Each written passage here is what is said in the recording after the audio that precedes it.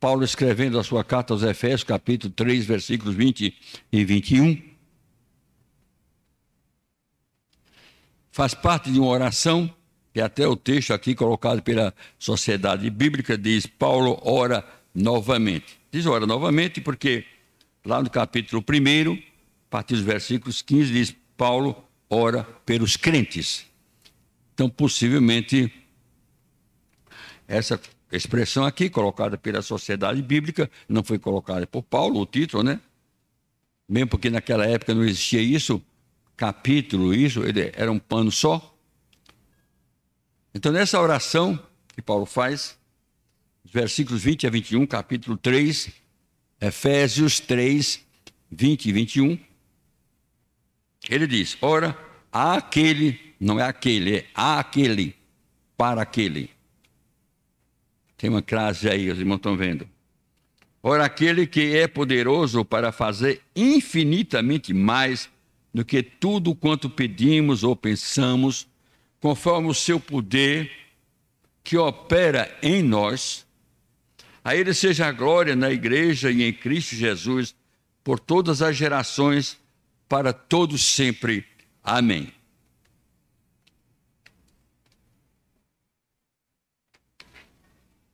É difícil, meus queridos irmãos, se viver saudavelmente em um mundo enfermo e doentio. Aliás, é difícil você conviver com uma pessoa doente. E existem doenças, e existem pessoas doentes. Há pessoas que são doentes de várias enfermidades. Existem alguns até que são doentes de ruindade. Existe. Na população, no mundo, existe tudo. E é difícil. Alguém já disse que uma pessoa motivada dificilmente motiva outra. Mas uma pessoa desmotivada desmotiva 100. Não vai dar certo. Não, isso não funciona. Dificuldade. É preferível não trabalhar com essas pessoas, nem em equipe. Porque eles só estão ali para colocar obstáculos e nunca para apresentar soluções ou dizer: vamos lá, nós podemos. Nós podemos. Por que não podemos? Não. São as pessoas desmotivadas. Elas são doentes. E existem as doenças físicas. E ainda existe aquela que, se você chegar e disser: pai, estou com dor de cabeça, minha cabeça começou a doer. Se você disser: mas pai, eu tive um problema no pé, eu já estou com meu pé doendo também, eu não posso nem sentar meu pé. Existe. Se você não puder se afastar dessas pessoas, que às vezes é difícil se afastar delas, mas você vai ter, como diz o povo, um calo à sua vida e você vai terminar adoecendo. Daqui a pouco você está desmotivado, daqui a pouco você está doente. Quando nós passamos esse período, que já 2 anos de pandemia, o mundo adoeceu. E ainda não se restabeleceu. E muita gente em casa adoeceu porque os outros estavam doentes.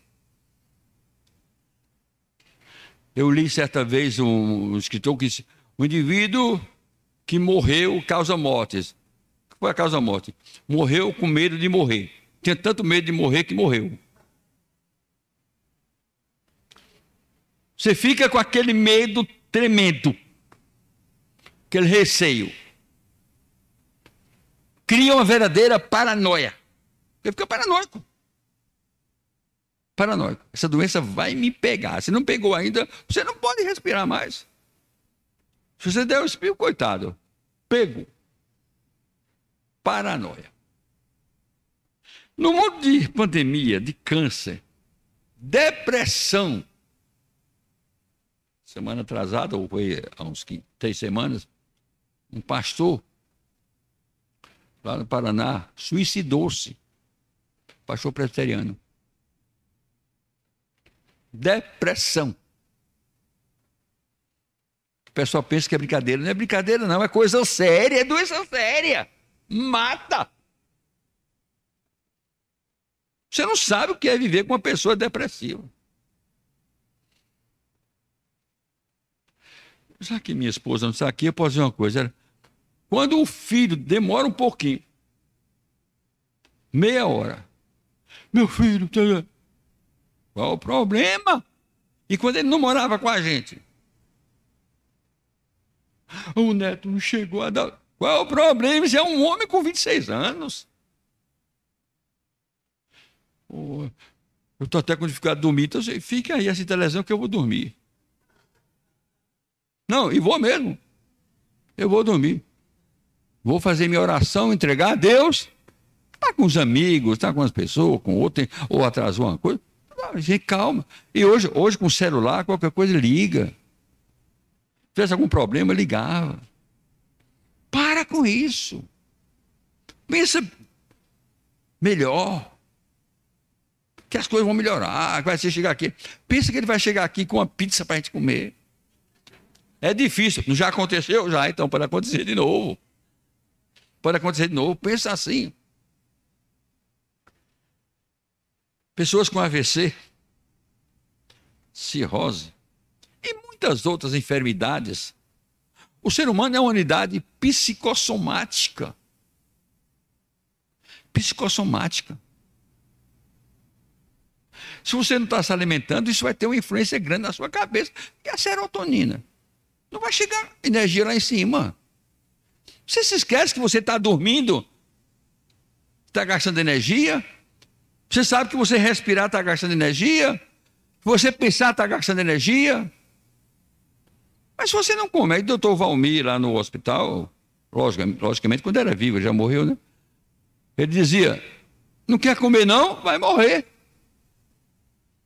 Eu já operei a doença, já tirei. Agora você vai se curar. Agora coma. Agora, ele dizia, obrigar ninguém a comer, eu não obrigo. Está aqui a comida. Quer não? Vai morrer de fome. Então, existem pessoas que adoecem, pessoas que são doentes. Existem pessoas enfermas que não querem se curar. Sabe disso? Não querem. Eu tratei de um casal, uma família.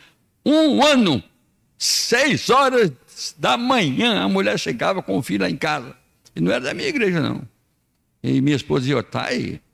Eu ia, tá. A tarde era o marido. 1 ano, depois de 1 ano, eu reuni o casal e disse, a senhora já fez isso que eu pedi? Não, senhor. E o irmão já fez isso. Então desapareçam da minha vista.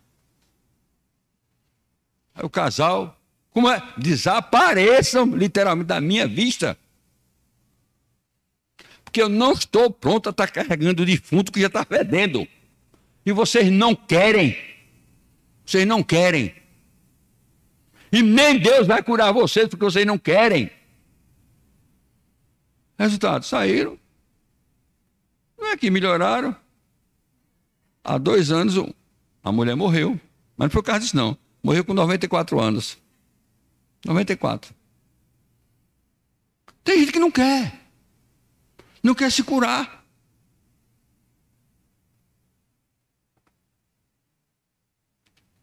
Jesus, meus irmãos, Ele quer nos curar. Ele quer o nosso bem. Ele quer o melhor para nós. Deus não quer o mal para ninguém. Não. Ele não quer o seu mal. Ele quer o seu bem. Ele quer ver você vitorioso.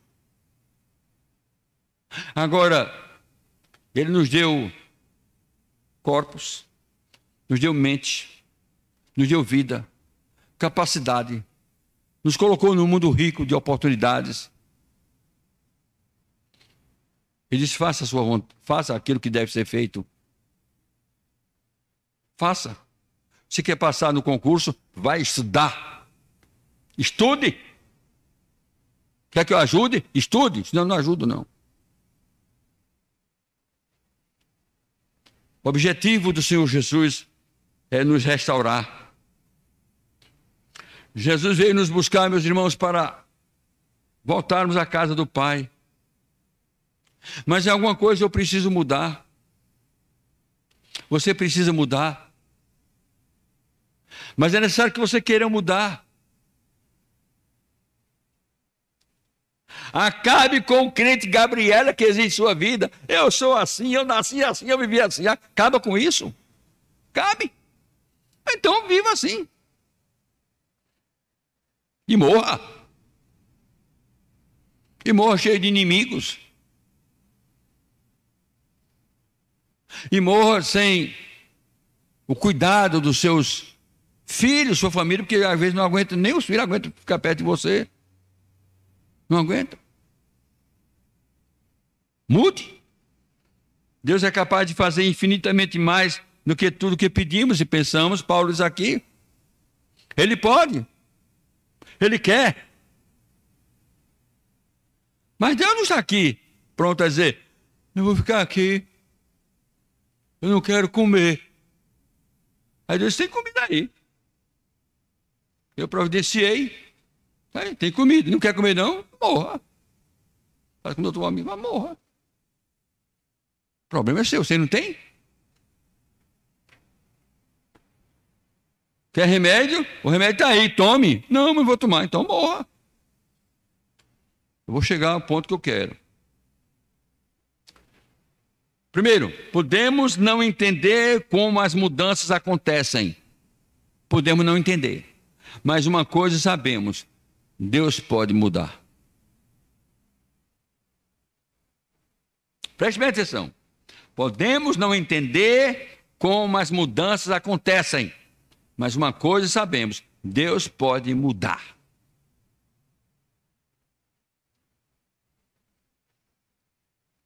Você tem certeza disso? Você crê nisso? Você crê que Deus pode fazer essas mudanças? Segundo, há uma coisa que não compreendemos. Como Deus é capaz de nos transformar em uma nova pessoa. Mas de uma coisa sabemos, Ele pode. Você entende como? Não, eu não entendo. Você entende como Deus pode mudar o pior dos homens em um santo? Ou a pior das mulheres em uma santa? Você entende? Compreende? Não. Mas uma coisa eu sei, à luz da palavra de Deus, da minha fé que Ele colocou em meu coração. Deus pode. Deus faz. Deus fez, Deus faz, Deus fará. Que o nosso Deus é assim. Senão Ele não é Deus. Pelo menos não é o Deus da Bíblia. Pelo menos não é o Deus Todo-Poderoso, Senhor de todas as coisas. Mas se é como eu creio, e como nós cremos, então Ele pode. Ele tem transformado milhares, milhões de vidas. Milhões de pessoas. Ah, quantos testemunhos eu já ouvi e já vi de pessoas que não queriam saber nada de evangelho, nem de Deus. E como Deus transformou. Talvez, meus irmãos, terceira coisa, talvez não entendamos como Deus é capaz de fortalecer a nossa fé. Mas uma coisa nós sabemos, Ele pode. Porque Ele é o Deus de todo o poder. Tem gente que diz que tem fé para dar e para vender, eu creio. Na hora da aprovação, as pessoas fracassam. A fé desaparece. Quanto mais precisa dela, mas busca e não tem. Mas busca e não encontra. Paulo diz aqui em sua oração, ora àquele, a Jesus Cristo, a Deus, que é poderoso para fazer infinitamente mais do que tudo quanto pedimos ou pensamos. Ele está falando do Deus Todo-Poderoso, Senhor dos senhores, Senhor da sua igreja. Essa igreja é dele. É dele. Eu me preocupo muito com isso. Por que essa igreja é dele? Simples, simples. Sabe por quê? Porque o que é a igreja? Quem é a igreja? É este templo? Não. Quem é a igreja? Somos nós. Somos nós. Então ninguém é meu dono. Quem é meu dono? O Senhor Jesus, Deus. Vamos entender o que é igreja. Igreja não é uma instituição jurídica de direito privado. Não, não é. Isso é para efeitos jurídicos. Igreja é povo do Senhor. Povo de Deus. E ninguém é dono do povo de Deus, a não ser o próprio Deus. Porque ninguém é meu dono. Precisamos ter essa capacidade de entender isso. Que nós somos preciosos aos olhos de Deus. Como alguém quer ser dono, se eu já tenho um proprietário, já tenho um Senhor? Quer usurpar de Deus? Eu não sei como Deus é capaz de fortalecer a minha... Existem algumas receitas. Olha, você quer aumentar a sua fé? Vá para o culto de vigília. O culto de vigília é orar. Até 2 horas da manhã, 3 horas, 5 horas da manhã. 5 horas da manhã. Vai orar. Vai ler a Bíblia. Aí você fortalece a sua fé. Sim, vai ajudar. Mas tem gente que passa a noite em culto e vigília, sai de manhã, vai para casa, almoça, e parece que com o almoço desapareceu todo o poder. À noite volta novamente, porque já está esvaziado o poder. É que parece uma bateria sem amperagem, né? Não é isso? O que é uma bateria sem amperagem? Para quem dirige, sabe? Você dá uma carga, aí vai ali, quando volta, ela... Acabou. Se você acender a luz do carro, acabou. Ar-condicionado não existe. Ela não tem amperagem. Não segura carga. Tem muito crente aí. Vou escrever um artigo. Crente sem amperagem. Crente sem amperagem. Enche, esvazia, enche, esvazia, enche, esvazia. Precisamos exercitar, meus irmãos, a nossa fé. Às vezes, algumas coisas nos parecem impossíveis. Parece. Mas sabemos que Deus pode transformar o impossível em possível. Porque Deus é o Deus das possibilidades. Deus é o Deus do possível. Segundo a vontade dele, quando ele quer, nada é impossível. Nada é impossível para Deus quando é da sua santa e perfeita vontade. Lembre-se. Quando é da sua... Não é aquela brincadeira. Você sabe uma coisa que é impossível para Deus? Você conhece alguma coisa que é impossível para Deus? Não, pois eu sei. Ué, é impossível para Deus ver outro Deus. Não é brincadeira. Né? É uma coisa lógica, né? É impossível para Deus ver outro Deus maior do que ele. É impossível. Tem outra coisa impossível para Deus? Tem. Qual é? A Bíblia diz, é impossível que Deus minta. É impossível que Deus minta. Mas nós não estamos caminhando por aí, por pegadinhas, coisas. Nós estamos analisando coisas sérias. Sabemos que aquilo que é impossível para os homens, aquilo que é impossível para a medicina, quando os médicos dizem não tem jeito, Deus dá jeito. Se ele quiser. Se ele quiser. Não adianta.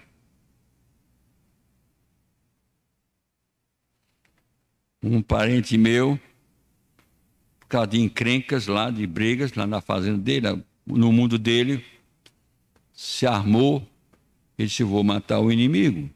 Escondeu atrás de uma moita. Esse é o caminho dele, ele vai passar para aqui. E não é que o inimigo passou e ele não viu. O inimigo passou por ali e ele não viu.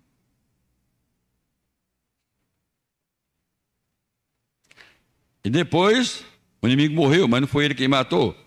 Foi outro inimigo dele. Mas ele ainda hoje é vivo e disse: Deus me livrou de cometer aquele crime.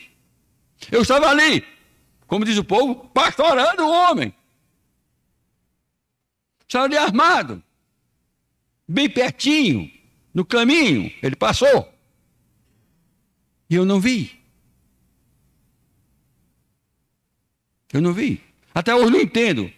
É tão fácil entender. Deus fechou seus olhos. Deus impediu que você cometesse esse crime. Você não crê em Deus? Creio. Então, Deus impediu. Deus pode transformar o impossível em possível, em possibilidades da sua vida, na minha vida. Deus pode. Ou então Deus não é Deus. E se Deus não é Deus, o que é que estamos fazendo aqui, meus irmãos? Algumas coisas para nós parecem ilógicas. Não tem lógica. A gente começa a estudar algumas coisas, alguns personagens da Bíblia, tanto o Velho quanto o Novo Testamento, e você diz: isso é ilógico. É de acordo com a sua lógica. Mas Deus não age de acordo com a sua lógica. Ele age de acordo com a lógica dele, e não com a sua. Não é o que você quer, nem como você quer. É como ele quer. Ele quer assim. É difícil para nós entendermos isso, só entendemos pela fé. É difícil entender que Deus pode colocar um homem que esteja nas mãos dele numa cama por muito tempo, sem se levantar, sendo cuidado pelas mãos dos outros, e você olhar e dizer: se existe um homem bom, seu fulano é. Por quê? E Deus dizer: eu quero assim. Eu tenho um objetivo na vida dele. Eu tenho. O que é ilógico para nós, é lógico para Deus. Às vezes as coisas nos parecem difíceis e improváveis. Bota isso na tua cabeça, no teu coração. Para Deus, quando Ele quer, nada é impossível nem improvável. Nada. Porque Ele desafia tudo. Porque Ele é Senhor de tudo. Ele é Senhor de sua vida, da minha, da nossa. Ele é Senhor da igreja dele, que Ele comprou com um preço muito precioso, o sangue do Senhor Jesus, não com ouro nem prata. Ele nos comprou. É difícil entender. É difícil você olhar para uma pessoa e dizer: mas aquela pessoa que foi comprada por Deus foi. Bom, se eu tivesse de comprar, eu não dava uma pataca. Eu não vou botar logo lá atrás, não dava um centavo. Para mim não serve. Não serve, mas Deus conhece a pessoa, conhece o coração. Deus é misericordioso. A sua graça foi naquela pessoa. E você não é melhor do que ela. Tem mais essa. E você não é melhor do que ela. Porque ninguém aqui é melhor do que ninguém. Você pode ganhar mais do que outras pessoas, é outra história. Você pode ter uma posição social melhor. Mas diante de Deus, a graça do Senhor Jesus que te salvou foi a mesma graça do Senhor Jesus que salvou aquele irmão bem simples. E que talvez seja até sem comer e que você tem que levar um pão, porque Deus coloca no seu coração para partir o pão com aquela pessoa e às vezes você não parte. Você não é melhor do que ninguém. Ninguém aqui é melhor do que ninguém. Ninguém aqui é salvo por ser bom, por ser inteligente, por ser capaz, por ser a sua idade, porque tem um QI de 150, sei lá. Não é nada disso. Se você é salvo, foi pela graça do Senhor Jesus. Por isso você é salvo. E o outro também pela graça do Senhor Jesus. E se não for a graça do Senhor Jesus, a sua misericórdia, o seu amor, você pode ter o que tiver, vai para o inferno. Como muitos estão perdidos por aí, tendo muita coisa. Por fim, meus irmãos, o apóstolo Paulo está dizendo aqui: ora, aquele que é poderoso para fazer infinitamente mais do que tudo quanto pedimos ou pensamos.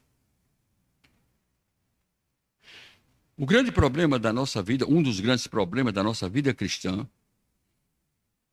é que nós queremos analisar a nossa vida cristã à luz da nossa lógica, do nosso pensamento e do que nós somos, e não à luz da palavra de Deus. Você trabalha tanto, luta tanto, um dia você não vai mais nem usufruir aquele carro que você tinha tanto prazer em dirigir, você não pode mais dirigir. E aí você vai ter que vender. Você perdeu aquele prazer, aquela liberdade. Porque dirigir não é só um prazer, dá senso de liberdade. Você perdeu. Aquela casa que você lutou tanto. Você só vai precisar daquele quarto e daquela cama. Porque às vezes não sai mais nem daquilo. E aquele dinheirinho que você juntou com tanto sacrifício para aqueles dias maus, agora está usufruindo dos dias maus. Até quando chegar o último fôlego de vida. E quando chegar o último fôlego de vida, vai ser igual aquele outro, que tem o que comer, só tem o que comer, o que vestir, e às vezes nem tenha, com sacrifício. O final é o mesmo. Acabou. Acabou. Por quê? Porque lá, céu, não tem banco, não tem poupança. Lá não tem, sabia disso? Não tem. Tem a presença do Senhor, a comunhão dos santos, glorificar a Deus. Mas todo o teu dinheiro ficou. Todo o teu patrimônio ficou. Tudo ficou. Não é por isso que você vai sair daqui já vendendo tudo. Não, não. Se quiser vender, me dê alguma coisa que eu estou pronto a receber. Porque eu não estou com essa mentalidade, não. Não é por isso. Onde está o teu dinheiro, está também o teu coração. Só isso. Coloca o teu coração em Deus. Confia em Deus. E saiba que Deus pode fazer infinitamente mais na tua vida. Goza a tua vida espiritual. Faz amigos. Ama os irmãos. Ama a tua igreja. Ontem uma pessoa disse uma coisa que eu fiquei encantado. Toda molhada, cansada. A gente olhava para o rosto dela e via o cansaço. Estava trabalhando desde ontem, cansada. Aí disse, olhou assim para mim: ah, pastor, essas pessoas não sabem o que é a alegria da gente estar aqui. Estava com o rodo na mão, empurrando água. Não sabe o que é alegria. Pastor, isso é comunhão. Aí é junto, comunhão, né? O que nós vamos ter aqui, isso é um símbolo. Isso é comunhão, é trabalhar aqui. É esfregar o chão. É ver o reverendo Danilo e outros jovens, tudo ali, com um pano esfregando aqui, ó. Esfregando ali, literalmente ali. É. Tudo sorrindo. É de vez em quando um pegar um pano molhado e sacar em cima do outro. Isso é comunhão. Isso é alegria. Alguns hoje cansados, mas felizes. Isso é comunhão. Isso é vida cristã. Isso é vida cristã. Deus, seu Deus, o meu Deus, o nosso Deus, quer fazer em nós, meus irmãos, infinitamente mais. Pense nisso. especialmente agora, quando parece que esse amor aflora no final do ano, né? Pensa nisso. Cristo veio para nos unir, para nos levar de volta a Deus, para formar uma igreja dele, um povo santo, um povo santo, um povo que o adore. E ele quer dizer, e ele diz, eu quero fazer em sua vida muito mais. Deixe essa vida mesquinha, medíocre, acabe com isso. Goza a sua vida, goza. Para os mais velhos, vai ler Eclesiastes 12. Sim, para pessoas como eu e outros que estão chegando a mim, vai ler Eclesiastes 12. Está chegando o momento de voltar à casa paterna. Te preparo que está chegando o momento de voltar à casa do Pai. Fique triste não. Fica triste não. Nem fique nem preocupado que o Brasil perdeu. Já era. Cuide da sua vida, porque pouco a pouco nós precisamos gozar, porque vamos voltar à casa do Pai. Enquanto isso, Deus vai fazer em sua vida, em minha vida, em nossa vida, infinitamente mais, mais, mais e mais. Deus nos abençoe. Amém.